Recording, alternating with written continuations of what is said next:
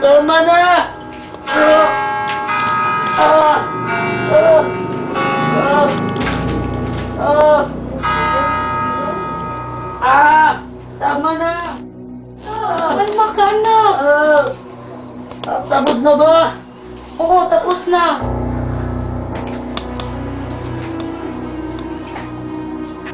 Ngunit Marcos, bakit tayo mo marinig ang oras ukol sa mga namayapang kaluluwa? Marami kang dapat ipagdasal, Marcos. Ang iyong ama, ang kapatid mong panganay at bunso, at saka si Anita.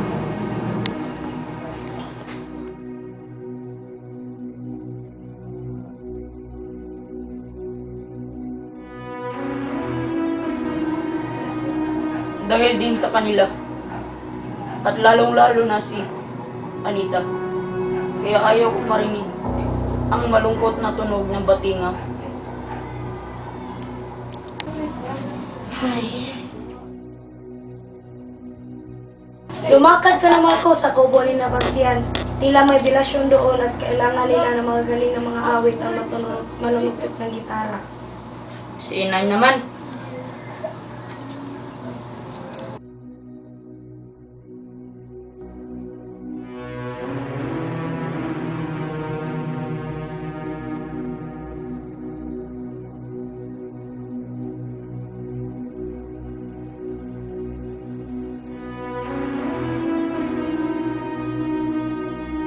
Anak, parang kang lalim ng iniisip mo ah.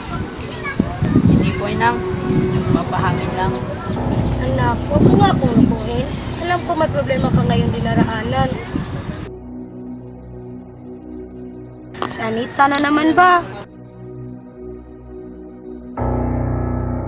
Anak, 2 buwan ang nakaraan. Sa tingin ko, makakabuti kung kalimutan mo na lang siya.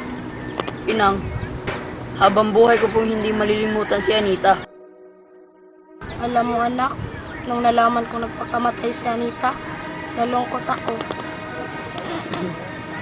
Wala ka talagang alam, Inang. Ha? Anong ibig mong sabihin? Teka lang, ano bang tunay na nangyari sa yung dalawa ni Anita? Ganito kasi yun eh. Nung una, palagi kami nagsasama ni Anita. Palaging masaya at nagkakatuwaan.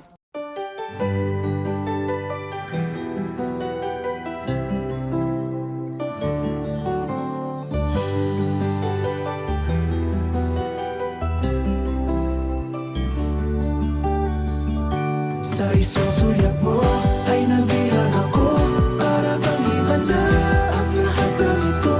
Sa isang sulyap mo nabiglayin ako, nabalot ng pag-asa ang puso. Sa isang sulyap mo nalaman ng totoo, ang sarap mabuhay, puno ng kulay. Sa isang sulyap Nung una kita nakita, minahal na kita, Anita. sa isang sulyap Alam mo, nung iniligtas mo ako, minahal na rin kita.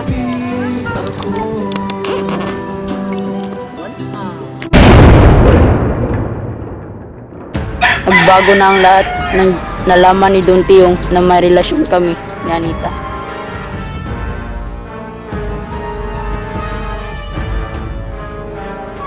Oras na ng paghiganti.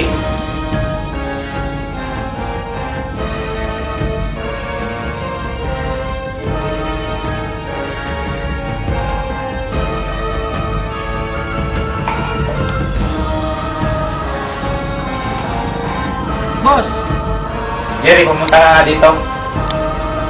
Sige, boss. Papunta na ako dyan.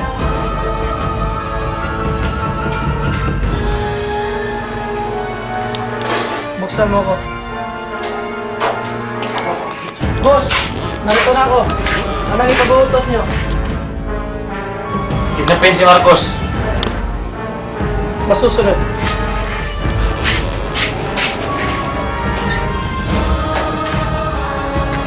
Tayo na.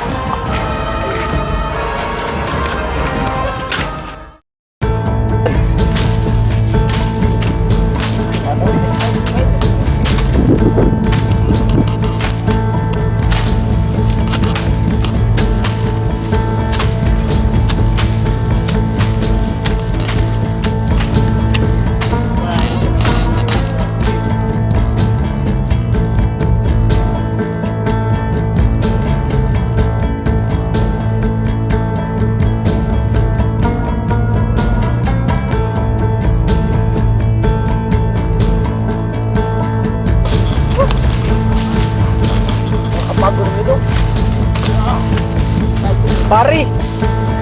Mga lagad ni Don Tiyong!